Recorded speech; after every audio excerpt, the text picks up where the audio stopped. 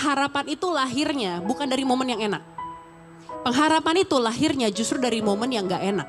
Kalau momennya enak, kita berharap apa? Orang kenyataan di sekitar kita semua baik-baik aja kok, fine-fine aja semuanya. Justru pengharapan itu lahir, dibentuk dari momen yang gak menyenangkan. Dan saya yakin, pasti saudara dan saya dan kita semua di sini pasti pernah di sana. Pasti pernah ada di momen itu, di mana satu-satunya yang buat kita, satu-satunya alasan yang buat kita masih bertahan, masih ada sampai hari ini adalah pengharapan. Adalah kita masih berharap hari esok akan lebih baik.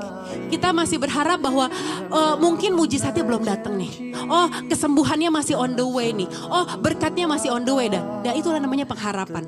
Pasti kita pernah ada momen di mana kita duduk sendirian, conversation sama diri sendiri, mikirin sesuatu yang kita nggak ngerti, yang makin kita pikirin kita makin jelimet gitu.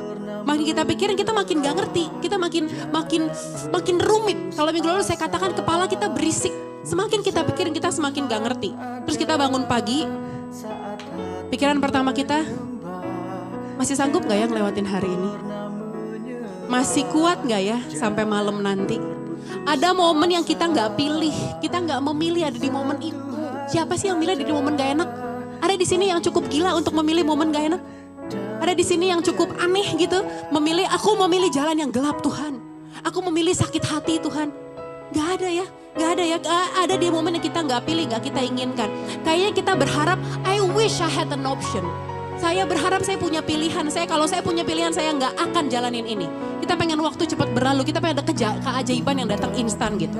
Tapi ada satu pola dalam kehidupan orang percaya dan kita lihat di Alkitab. Dan pola ini dari dulu sampai sekarang dan sampai di hidup kita, itu pasti terjadi.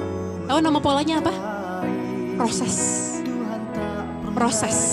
Allah jarang menghapus proses. Lihat tokoh-tokoh di Alkitab, gak ada yang gak diproses sama Tuhan.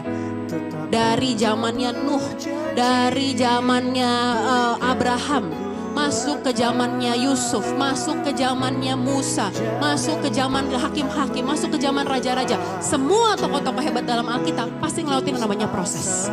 Allah jarang menghapus proses. Tapi dia selalu yang juga kita lihat dalam Alkitab, kita lihat dalam firman-Nya. Dan saudara lihat melalui hidupmu, melalui hidup orang-orang di sekitarmu, melalui mungkin hidup kesaksian para hamba-hamba Tuhan. Satu hal yang pasti, Allah jarang melewati proses, Allah jarang menghapus proses, tapi Allah pasti menyertai orang itu dalam prosesnya. Amin. Dan inilah yang menjadi pengharapan kita.